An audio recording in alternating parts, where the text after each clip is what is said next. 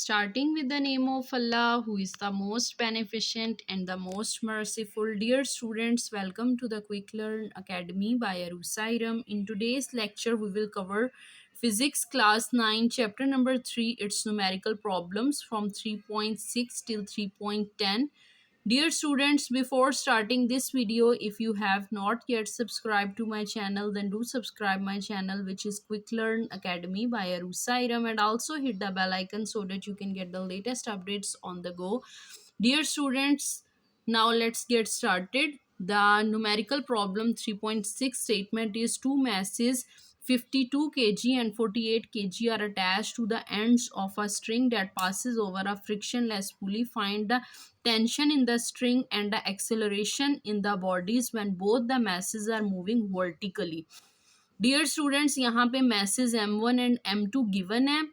हमने a and t की value को फाइंड आउट करना है. The most important thing is कि आपको स्टेटमेंट में ये चीज़ डिटरमाइन करनी है कि ये हमारा केस 1 है या केस 2 है. डियर स्टूडेंट्स, जब दोनों मैसेज वर्टिकली डाउनवर्ड हैंग हुए हुए हों तो इट्स केस 1. तो आपने जो है इसका ख्याल रखते हुए जो फॉर्मूलाज हैं उनको इम्प्लीमेंट करना है, क्योंकि आपको पता है टू टाइप के केसेस थे. फर्स्ट केस वाज के जब दोनों ऑब्जेक्ट्स वर्टिकली डाउनवर्ड हो, और सेकंड केस ये था कि एक ऑब्जेक्ट वर्टिकली डाउनवर्ड होता है जबकि दूसरा हॉरिजेंटल सरफेस के ऊपर होता है. क्योंकि यहाँ पे दोनों मैसेज नीचे की तरफ वर्टिकली हैंग हुए हुए हैं, एक्टिंग वर्टिकली डाउनवर्ड, तो ये केस 1 है. Dear students, from the statement we have extracted the given data, which is m1 is equal to 52 kg, m2 is equal to 48 kg, g is equal to 10 meter per second square, and we will have to calculate the value of a and t. आपने इसका solution में सबसे पहले heading देनी है when two bodies are moving vertically, यानी हमने यहाँ पे वो फॉर्मूलाज यूज करने हैं जहाँ पे दोनों बॉडीज वर्टिकली डाउनवर्ड जो हैं एक्ट कर रही हूँ. तो डियर स्टूडेंट्स, इस केस के लिए हमारे पास एक्सेलरेशन का फॉर्मूला था a is equal to m1 minus m2 over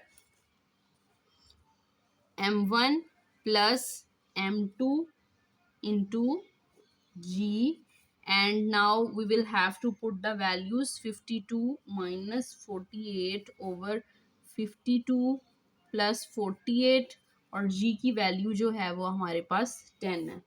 after calculation you will get a is equal to 40 over 100,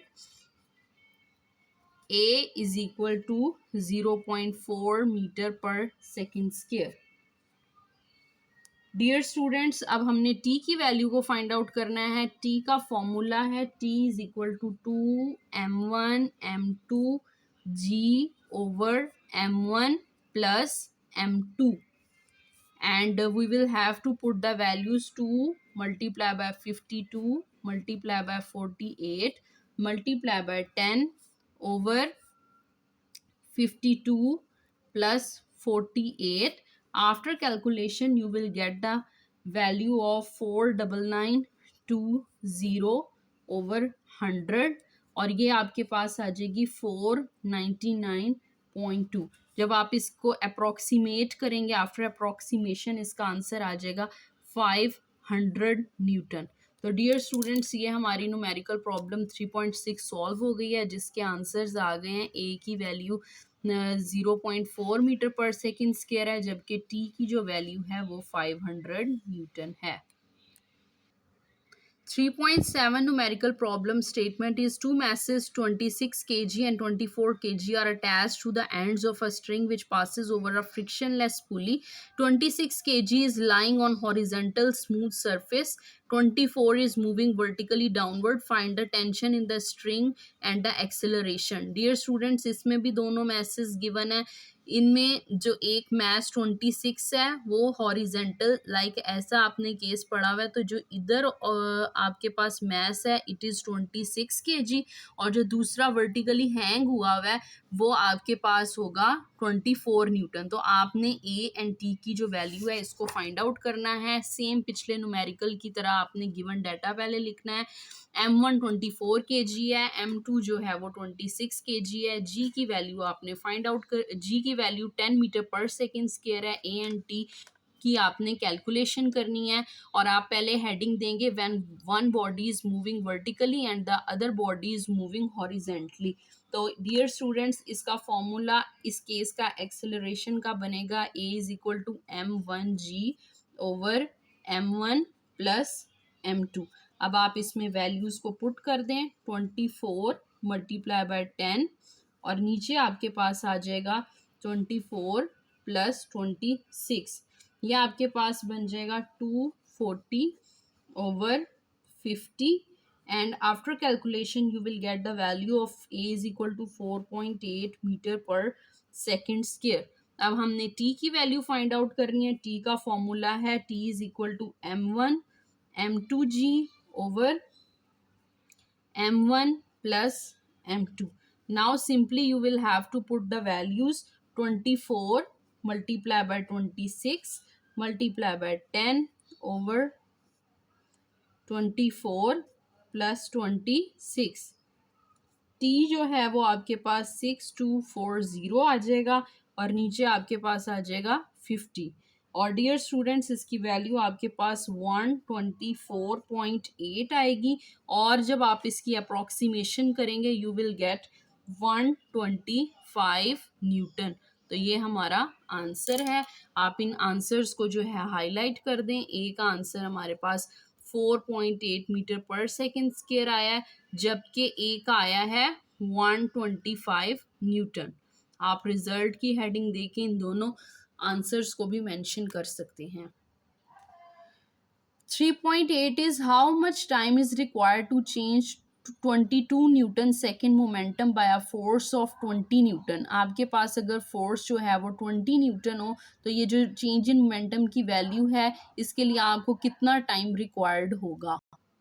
dear students, आपके पास जो वैल्यूज़ हैं गिवन डाटा स्टेटमेंट से लिखा है। Rate of change in momentum को हम रिप्रेजेंट करते हैं पी एफ माइनस पी आई। ये 22 न्यूटन सेकंड है, एफ 20 न्यूटन है, जबकि आपने टी की वैल्यू को जो है फाइंड आउट करना है। अब हमने फॉर्मूला पढ़ा हुआ है, we know that F is equal to P F minus P I over T. आपने t की वैल्यू को फाइंड आउट करना है। t इधर आ जाएगा और f इधर आ जाएगा, P F minus P I over f।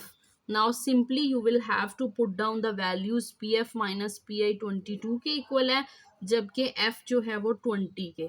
तो हमारे पास आंसर आ जाएगा, जो टाइम है it will be 1.1 second and it is our answer.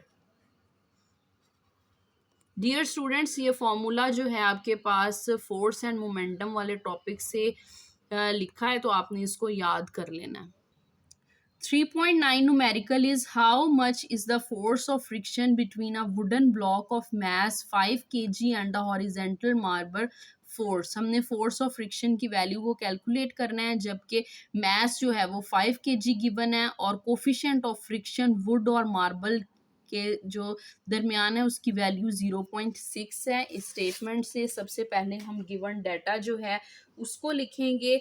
m is equal to 5 kg है, जबकि म्यू एस जो कोफिशिएंट ऑफ फ्रिक्शन है वो आपके पास 0.6 के इक्वल आएगा और आपने एफ एस की वैल्यू को जो है find out. We know that dear students, आपने फ्रिक्शन वाले टॉपिक में फॉर्मूला पढ़ा हुआ है, F S is equal to mu S M and g, and you will have to find out the force of friction, so it will remain there and you will have to simply put the values of mu s which is 0.6, mass 5 के equal है, जबकि g की value जो है वो 10 के equal है। तो आपके पास डियर स्टूडेंट्स इसका आंसर आ जाएगा 30 Newton.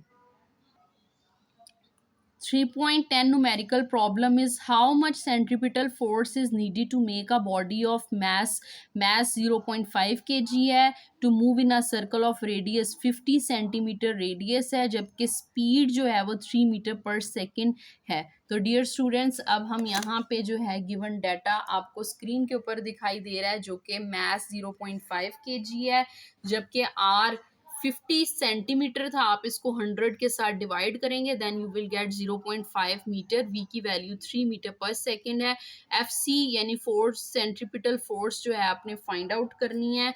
We know that centripetal force का फॉर्मूला क्या होता है, F C is equal to M V square over are.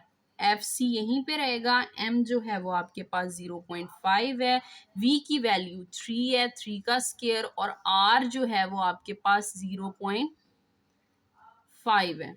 तो डियर स्टूडेंट्स, इसकी कटिंग हो जाएगी, पीछे आपके पास 3 3 जार 9 और 9 न्यूटन, ये आपका आंसर है।